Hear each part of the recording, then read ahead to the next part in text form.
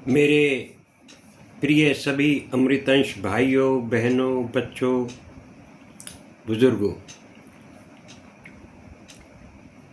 हम एक आवाज़ आमतौर पे सुनते हैं, माँ। ये बच्चे की आवाज़ है। ओ माँ, ये उससे बड़े की आवाज़ है। अरे मैया, ओ मैयो, हमारी बात भी सुन ले। ये जब बच्चा बहुत बड़ा हो जाता है, जब उसकी उम्र लगभग 25-30 साल तक हो जाती है, लेकिन जितना प्यार पहली माँ में था उतना ही तब भी होता है। अरे मैया, ये वो भाव है जब हम बुढ़ापे में भी हमारे घुटने या हमारे हाथ पैर काम नहीं करते या उठने बैठने में तकलीफ या दर्द होता है, हम उस वक़्त कहते हैं। अचानक ये शब्द मुंह से निकलता है, अरे माँ। ये आपने देखा होगा, आपने भी आजमाया हुआ कई बार। बुजुर्ग लोग जब बूढ़े हो जाते हैं, उठा नहीं जाता, बैठा नहीं जाता, हाथ का सहारा लेते हैं उठने के लिए, बैठने के लिए, तो अरे माँ, अरे मेरी मैया। ये जब का आपका समय है, जब माँ नहीं भी होती है, गुजर जाती है, वो चली जाती है।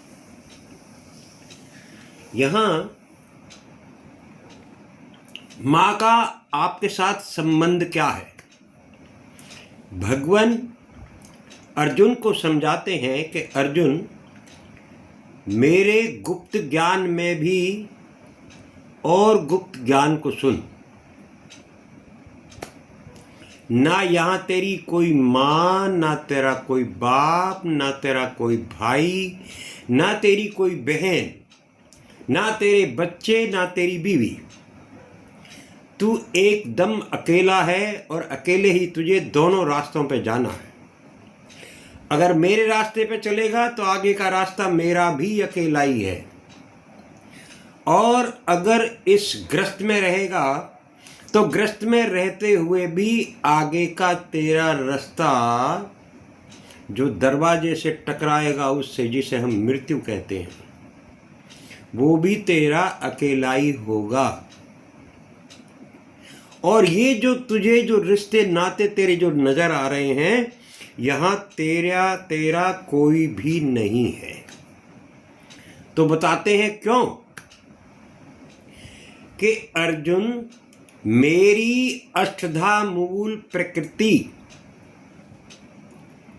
हर जीव के गर्भ धारण करने की माता है।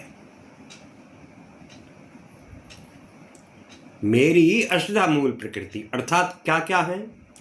नभ, नीर, समीर, धरा और अग्नि, अर्थात जल, वायु, अग्नि, पृथ्वी, आकाश।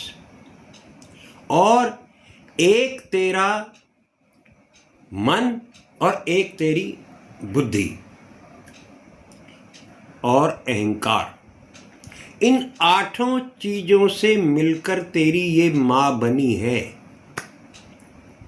इसमें जो चेतन रूपी बीज है, जिसे हम आत्मा कहते हैं, उस आत्मा को प्रदत्त अर्थात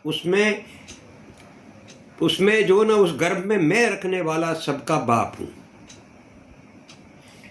उस बीज को रखने वाला बाप सबका मैं हूं, मेरे सिवाय कोई नहीं।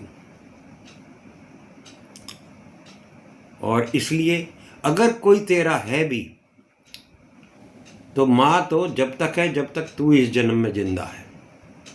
और ये लगाव तेरा इसलिए है क्योंकि इसमें जब नौवा जो बीज जो रखा जाता है, इसको भी उन्होंने इस प्रकृति में ही सम्मिलित कर दिया, प्राप्रकृति में, कि ये प्रकृति का ही अंश है और ये मिश्रण है, योग नहीं है, मिश्रण है।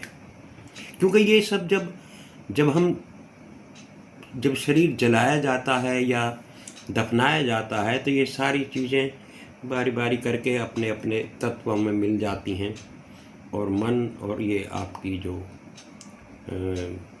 अहंकार है, ये सारे के सारे आपके संस्कारों में यूं के यूं ही आपकी आत्मा के साथ आपका मन, बुद्धि, आपका चित्त और अहंकार, ये सारे यूं के यूं ही बाहर चले जाते हैं।